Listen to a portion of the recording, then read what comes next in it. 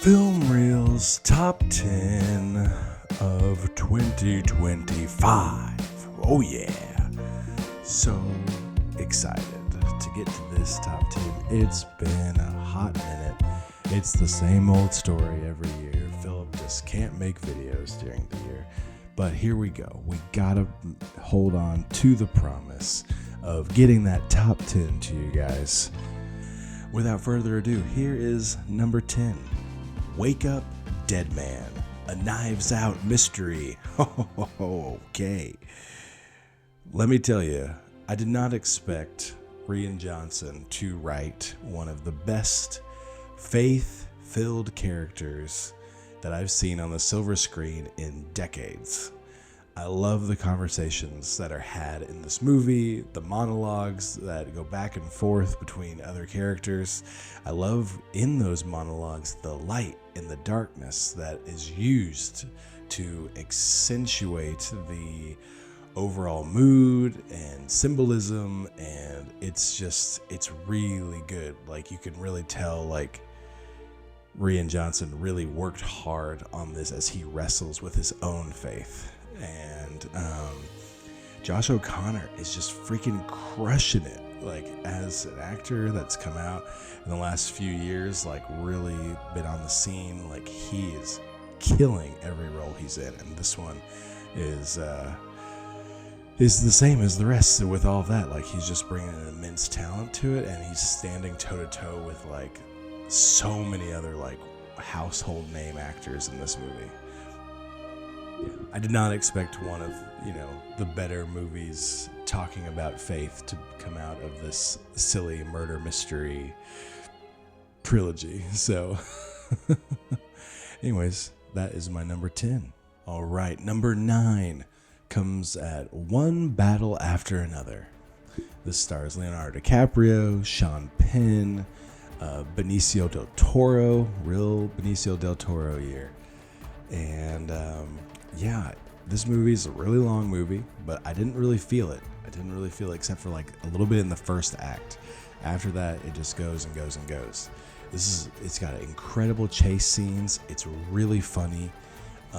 And I think it's one of the best Leonardo DiCaprio performances in a while. And the intentionality of the writing from Paul Thomas Anderson is, like, just like,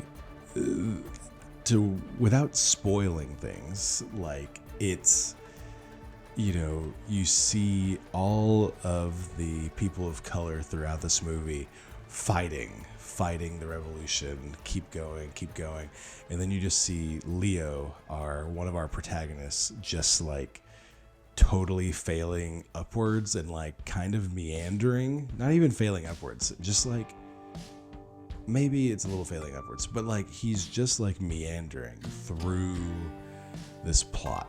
And I don't know, I think it's really, like, well-made satire of stuff that's going on in our, United States right now. And it made me laugh, and it just, I don't know, I think it's a really important movie in American cinema right now. And not to mention Benicio del Toro just having a great time. He improv'd a lot of his character, and just, I don't know, I really, really enjoyed this movie. Okay, here is number 8. Predator, Killer of Killers. Well. Frickin' Dan Trachtenberg, I hope I'm saying that name right. He has produced Prey, a 90-minute, like, prequel Predator movie. He has produced this animated movie with his anthology of the Predator worlds, and then most recently, Predator Badlands. And the animated movie came out in the summer, and Predator Badlands came out in the fall. Like, I don't know how this man has had time to sleep making all of these Predator movies back to back to back. He's, like, single-handedly just, like, juicing and like just reinvigorating this whole IP. And I don't know, he's doing great stuff. I've liked all of the movies he's made in this Predator franchise, but Long live animation. Gosh, I love animation so much. You should know this. And I think, we are getting so much, and now soon from DreamWorks, so many live action movies coming from animation. Like a big one this year, How to Train Your Dragon. I staunchly did not go see it because I just don't believe that's the direction we should keep going, especially for such masterpieces like How to Train Your Dragon. But I think this is the direction we should be going. We should be taking, well, generally this movie is an original idea, but if we are to make new adaptations of old movies, that do remakes of movies, we should do animated versions, because there's no limit to the imagination of animation. It is such a beautiful way to tell your story, and there's so many aspects that you can do it in. It's like, I just can't express how limitless it is in what we tend to go for now is such limited live action. You know what I'm saying? Like, gosh, it's just, anyways. So I had to keep this movie in my top 10. Like, I think it's not without its flaws. It has, like, especially the third act is kind of, it's got a lot of like little sci-fi tropes and tricks that they're not deal breakers, but they're little kinks in the whole thing. And the animation itself is a bit clunky, but it really, like, the action sequences are incredible, especially in the samurai and ninja sequences. Wow. And so, yeah, just a big fan of someone utilizing animation in a way that has not been done before, at least for a particular story. In such a live action focused, there's so many Predator movies to put in one animation. I really hope they make a sequel to this. It'd be pretty easy to, since it was an anthology and like all this stuff. So yeah, big fan. If you love the Predator movies, don't skip out on this just because it's a cartoon, okay? Okay, so we've got number 7. We got Superman. Of course, you knew this was going to be in my top 10 for sure. I definitely did. James Gunn, love James Gunn. Excited for this new direction for Superman, and yeah, man. Okay, so James Gunn, when he's directing, like, if you've been following him and have watched, many of his superhero movies, like 80% of the ingredients you're gonna get. Like, if we're making this movie meal, like, what's gonna be in it for the most part, but the way it's going to be served up to you is unique. And so, like, it's exciting to see how, like, okay, he's going to be using onions, he's going to be using bacon, he's going to be using this, he's got some cheese, where's the cheese going, like, it's going to be great. So big fan of that. Yes, this is very Guardians. This is like, what if Superman was in the Guardians of the Galaxy ensemble kind of thing? Like, and I'm sure he probably doesn't like that comparison, but like, it stylistically, it's very similar, and I hear that comparison a lot amongst my friends. But in spite of that, it's still, the core of this movie is Superman, and like, it really, like, and the idea of Superman and the concept of Superman and like what he stands for is so core centric to this movie. Like, in spite of having all these other characters in it, like, it's so, like, screaming like this is what the movie's about.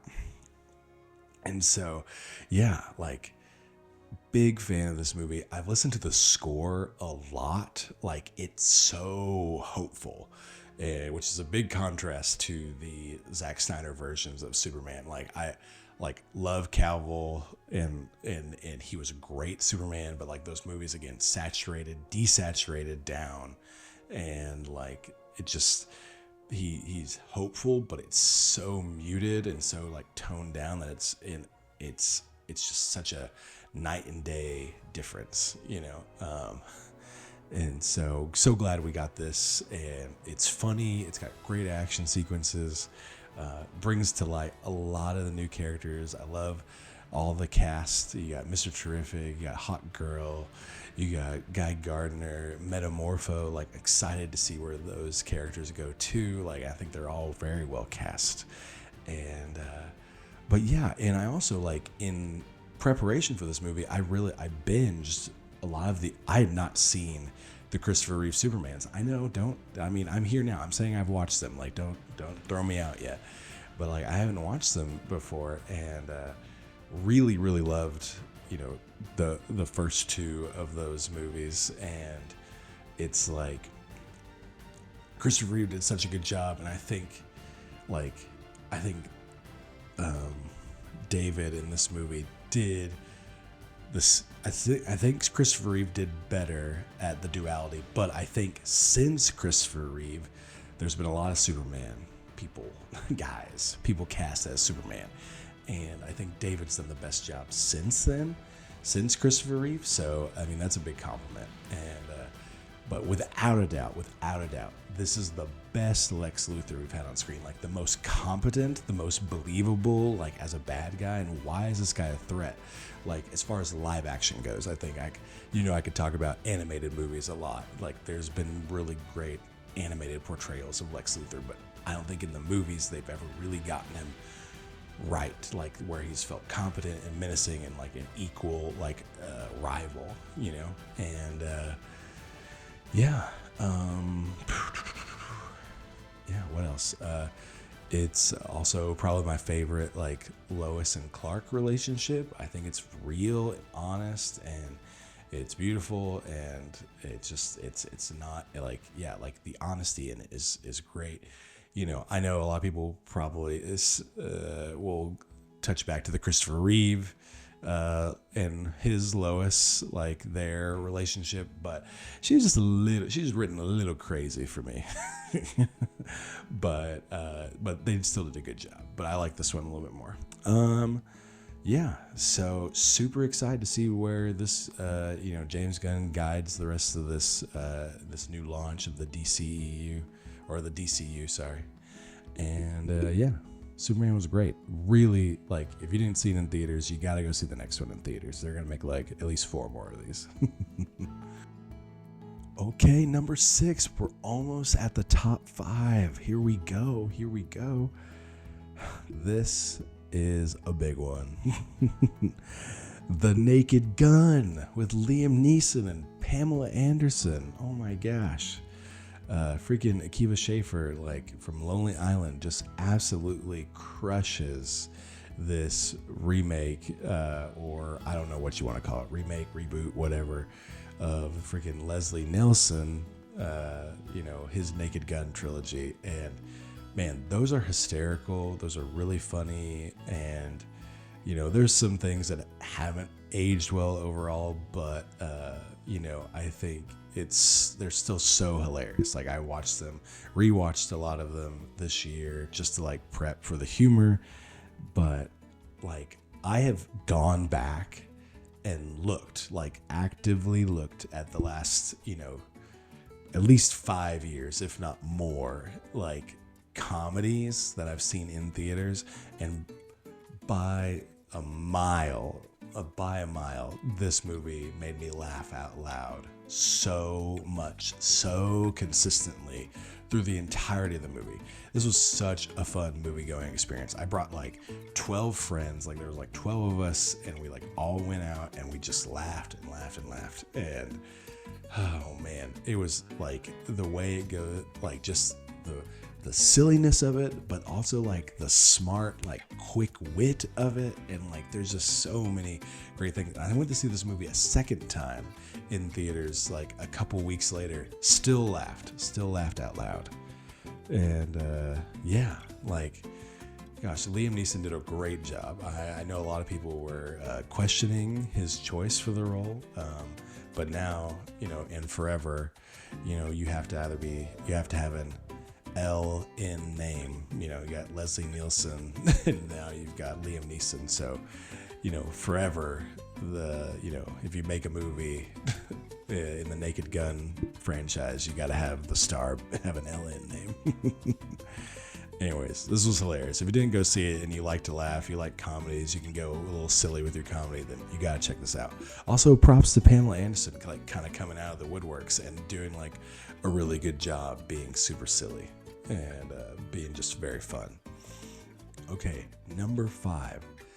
This was a surprise. There's been a lot of movies that I've seen recently as I've been binging in December, trying to catch up on movies that I think that might be in my top 10.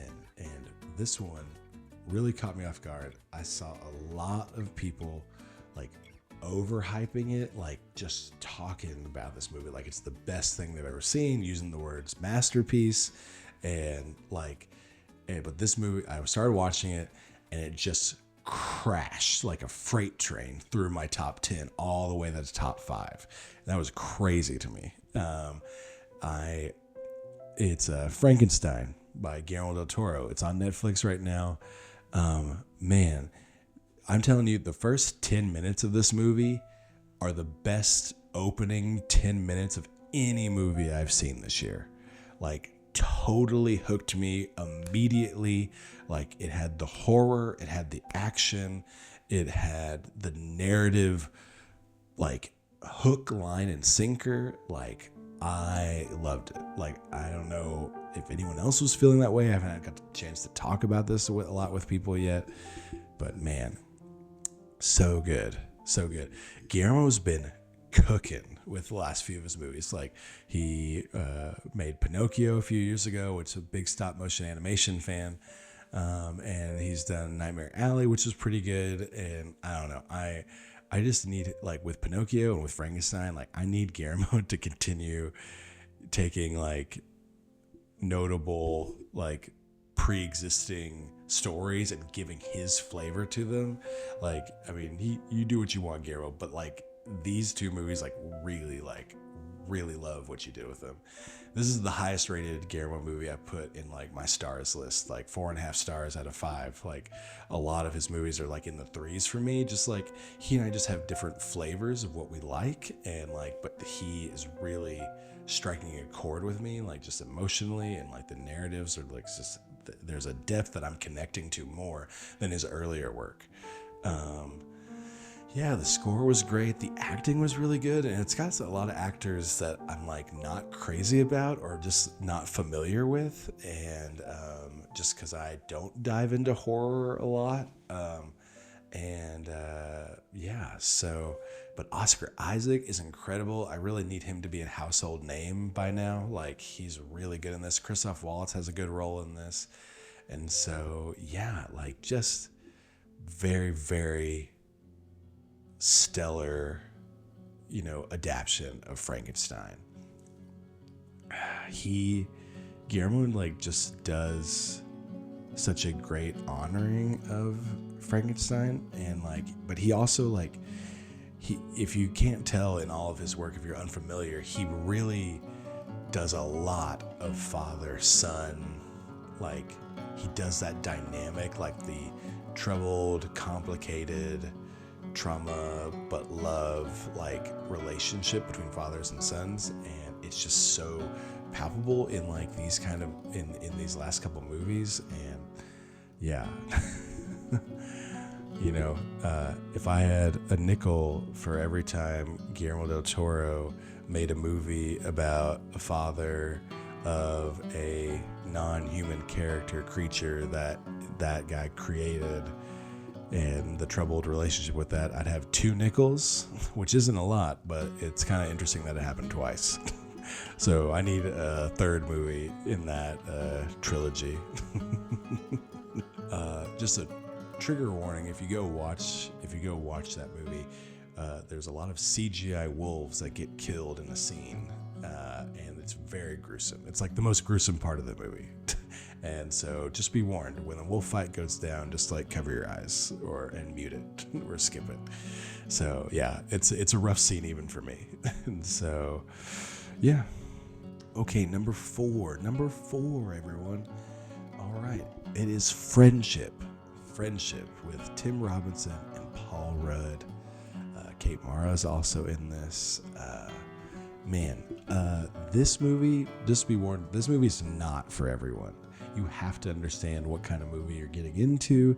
So watch a few episodes of Netflix's I Think You Should Leave with Tim Robinson and see if you vibe with like the very kind of cringy, like heightened, not SNL, but kind of like, you know, if you can deal with that kind of humor and if that like strikes a chord with you and you laugh, like, then definitely go check out this movie. I think this movie, I've read a lot of reviews about this movie. I've talked to a lot of people in person. I think this movie is a lot more cohesive than people think it is. I think there's a through line in this movie that is like more connected than like a lot of his I Think You Should Leave skits. I think a lot of those sketches that he does, like half of them are like absolutely hilarious and the other half I'm like, I don't like this, you know, like, so it really just depends. But I love this. Like, I knew I was gonna love it, like when I saw the trailer for it say this is like I Love You Man but for sickos. And it's not sickos, like it's not like overly gross or, you know, perverted or anything like that, but it's just, it's like, it is a kind of horror comedy, like a social horror. Like, it's not a scary movie, but it's like there is a, like, this movie is less, to me, this movie is less about bromance and the horrors of that. It's more about like the horrors of just misreading any social cues. Like, this movie doesn't have to just apply to male relationships. This is, I think this applies to anyone who just has trouble reading social cues and like struggles in that area. Like, definitely speaks to the neurodivergent community, I think, like with this. And it's just so funny and it's dark, and I don't know, I've watched it twice and both times I laughed a ton, and it honestly got even better the second time. All right. Number three, we've got Warfare. This is a surprising one for me as well to be this high on my list, but I saw it earlier in the year, and let me tell you, I was in the theater watching this movie. There's no film score, which, you know, I'm a big film score guy. Love the music in a movie. There's none. There's not even like needle drops or anything except for the one song at the beginning, which is inserted into the movie as like they're watching a music video, and then the closing like credits song. Like, that's it. Okay, this film is like a sobering fly on the wall in a room you don't want to be in.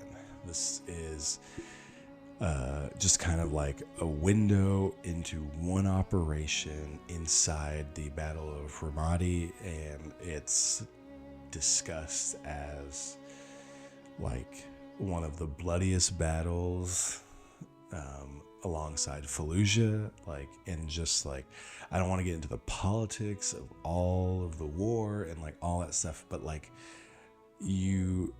I think this was just a powerful filmmaking thing of being like putting you there in the room, and it was so real. And like the director of the movie was like, he was there, like he was one of the people that this is based on, and it's kind of a love letter to his friend.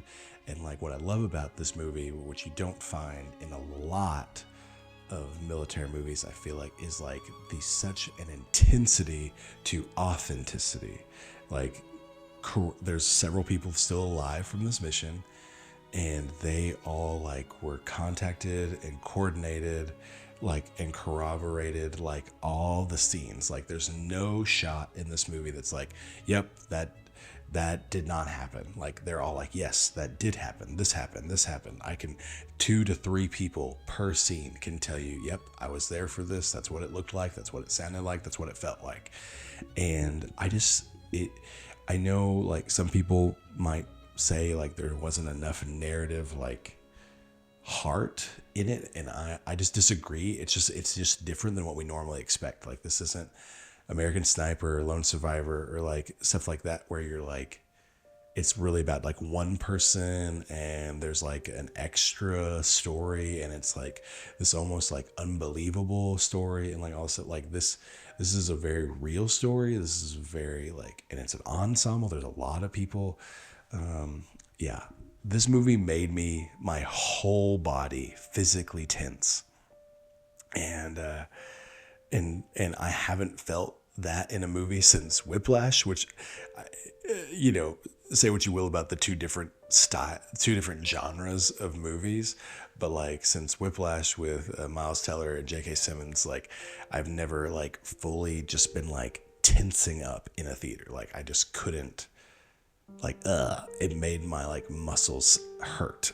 Like, and so you know, anyways, definitely watch at your own risk with this movie. Like it's got a lot of gory, violence in it. I don't think it's excessive because again, the realness of it is it's what happened. So like, it's not just doing it for the sake of doing it, like other like, horror movies and stuff like that are just like, oh, we're just going to have fun, and like cut people up. Like that's not how this is happening. So anyway, big fan of, of how this movie was made and who made it and why they made it. So regardless of, the overall politics of the war itself. So yeah, that was number 3. Okay, The Phoenician Scheme is my number 2 movie of the year. Yes, Wes Anderson, baby. He just, I love him. He's such an original creator. Like, I know, whatever, like he is like, I don't know, a polarizing person, I feel like at this point, of just like people just saying he can only do one thing. I'm like, yeah, but you know who else can't? Like, who else can do that? Nobody. Like he has this like super unique style, and I love the troupe of casts that keep coming back to do all of these movies, and the people he keeps adding on. Oh my gosh. In this movie, he adds Michael Cera, who's never been in a movie with him as a director before. It is a match made in heaven. It is incredible. It's such a funny performance, such a good performance. And Benicio del Toro takes lead. He's been working his way into the group over the last couple of movies, and he really carries this film. And what's interesting is this year I really went back and watched a lot of 80s action movies that I had not watched before. A lot of Arnold movies, a lot of Sylvester Stallone movies, and just stuff like that. And like, then I watched Phoenician Scheme, and I haven't seen anyone else take this take, but it feels like this is Wes Anderson's 80s action movie. Like there's a lot of action in this, and it's really funny, really quirky, and I don't know, it really vibed with what I had been watching. And I was like, this is such a weird thing to take Wes Anderson's very stylistic aesthetic and put like 80s action, heightened action in this format. AI freaking wishes that it could do that. Oh my goodness. Yeah, great cast. Tom Hanks and Bryan Cranston have a really funny scene together. Yeah, this is just a very funny movie. I don't think it has like a super emotional depth to it like one or two of his other movies, and I think a lot of people, especially on Letterboxd, are really just like getting their pants in a wad about it. And I don't like I'm just really frustrated with people who love Wes Anderson, who say they love Wes Anderson, but they're not appreciating any of his current work and don't think he's doing like good things now. And I think he's doing great things now. I think he keeps making great stuff. So I think this movie interestingly also talks about faith a little bit, and it's not as strong as Wake Up Dead Man or something like that, but I think it definitely has some interesting faith elements in this movie that are not opposing to my faith, and so I think that was interesting, and I liked that, and so really, yeah, great movie, very fun. I watched it twice this year too. It was good. Number one, can you believe it? We're here. Thank you for watching everything up to this point, and here is my number one. I would put $100 that no one else has this as their number one movie of the year, because it had a very, very, very small theatrical run, and yeah, I don't know. It's just a very quiet movie. It's The Life of Chuck. It's based off a Stephen King short story, or very small novel, and it has a stellar cast of Tom Hiddleston, Nick Offerman as a narrator, Karen Gillan, Mark Hamill, just a lot. There's just a ton of people in this movie, and even people with small roles. Matthew Lillard is in this movie and absolutely eats up the short scene he was given. Gosh, he's such a good actor. And yeah, this movie is very, very interesting, and it has it's like the ocean, which, I love the ocean, love things that I can relate to the ocean. It's like waves of joy, and then waves of sadness and sorrow, and then waves of joy again, and this very cyclical, just washing over you, and it just feels so palpably like life. And I don't want to really say anything about genre. I will say, just for people who are a little nervous when I said Stephen King, this isn't like horror. You're not getting It and Pennywise. You're not getting The Shining. It's very different from those things. It's not like horror by any means. I can't say it. Just know you're gonna be okay. I can't say what it is without spoiling things, and so so it's really, I don't know, I just love it. It's my friend Justin said, and I really believe this too, the more I've thought about it, is it's ecclesiastical, the best of times, the worst of times. It's this real, just, I don't know, it's quintessentially a perfect movie that I didn't know I needed. Yeah, this will probably be the shortest I've ever talked about a number one movie. It's because, again, I don't want to spoil it. It's a shorter movie, and it's just it's about life and love, and it's just very congruent with a lot of things that I personally feel about. That's why this movie just struck such a bullseye to my soul. So yeah, I don't know. It just totally floored me. That's the theater experience. I was with Justin, and we were watching it, and I was sitting there in the theater. Both of us had the same experience.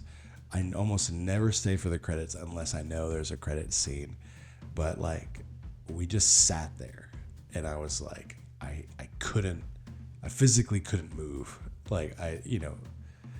and I just was I'm sitting there just absorbing what I just watched. I went in not knowing anything about the movie. I didn't read the story beforehand, and it's directed by Mike Flanagan, by the way, who did Haunting of Hill House TV show, Midnight Mass TV show, a lot of those things that are very much more horror TV stuff, but this is definitely life-giving, again, not horror, but I really love, I think he's a really great creator, a really great director, writer. So yeah, if you don't watch any of the movies I mentioned, I'd give this a try. It may not be totally floor you the way it floored me, Wait for Justin and a few other people that we eventually showed it to at home. But I hope it would spark something for you, and that something in it would. I do that with all movies. I hope that something has an impact on you. But I really do hope this movie going forward in the next few years, like, people will look back on and be like, oh, that was like a hidden gem that everyone missed in 2025. So, yeah, this has been my top 10 of 2025. I know there's probably several movies that you're like, Philip, you didn't put this movie? How could you not put that movie? Trust me, there was a lot of movies that were like 4 stars that just were right at number 10 and like battling to get in, but they had to stay through 11 through 15 and so on. And yeah, like there are a lot of good movies this year. Doesn't mean I like those movies. I think it literally means I like those movies less, but also no, it doesn't because, star ratings or whatever. And like, anyways, I don't want to get into that, but yeah. So all that to say, love what you love, and go watch a movie in theaters for me this year in 2026. And yeah, let me know in the comments or text me or whatever, what your thoughts are about my top 10. And if you have any questions about any of the movies that I've mentioned and want more details, feel free to reach out, and I'd be glad to help guide you to find a movie that you're going to love. So, Happy New Year.